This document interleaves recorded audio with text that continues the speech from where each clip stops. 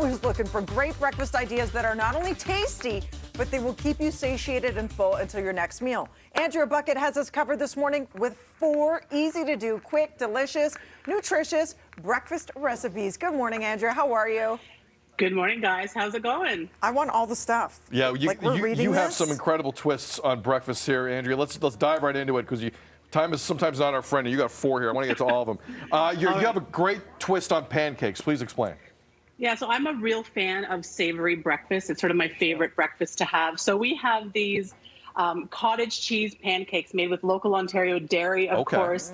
These are so delicious. Once you make them once, I promise you, you're going to make them over and over again because they're so easy to pull together. So I think we have some videos showing how we make them. But essentially, you're going to combine local Ontario cottage cheese with an egg. And you're going to give that a crack. You're going to mix it around, season it gently with a little bit of salt. I like to add a little bit of cayenne just to give it a little underlying heat. It's not overly hot, though.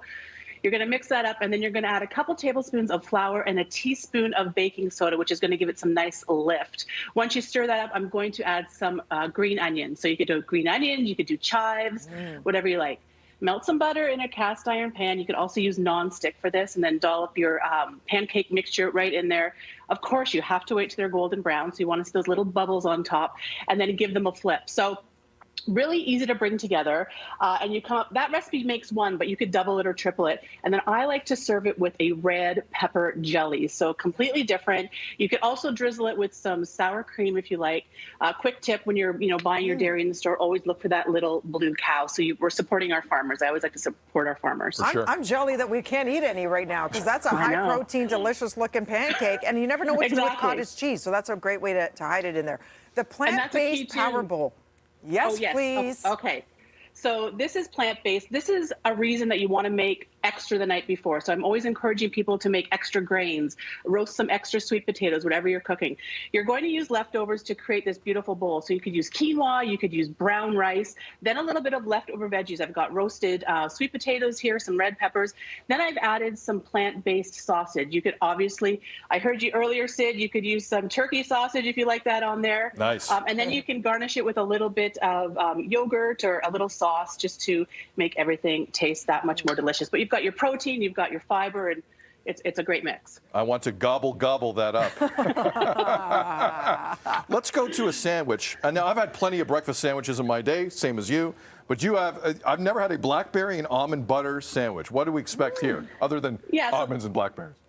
Right, so this is a little bit more on the sweet side, but what I've done is instead of taking your average jar of jam, I've taken fresh blackberries, and I'm telling you, blackberries are having a little bit of a moment right now. I think everyone is, it's a very hot fruit. You're going to put some blackberries in a bowl, a little bit of honey. You could also add maple syrup. Chia seeds would be good as well. Give it a quick mash, and then you're going to use your nut butter of choice. It could be almond, it could be peanut, whatever you love. And then you're going to build a gorgeous sandwich on a whole grain bread. So you're getting some protein and fiber, and that fruit in there just makes everything sing. It's super delicious, and just another take on sort of an average PB&J sandwich. 30 seconds left. The 3-minute savory oatmeal with kale and Parmesan.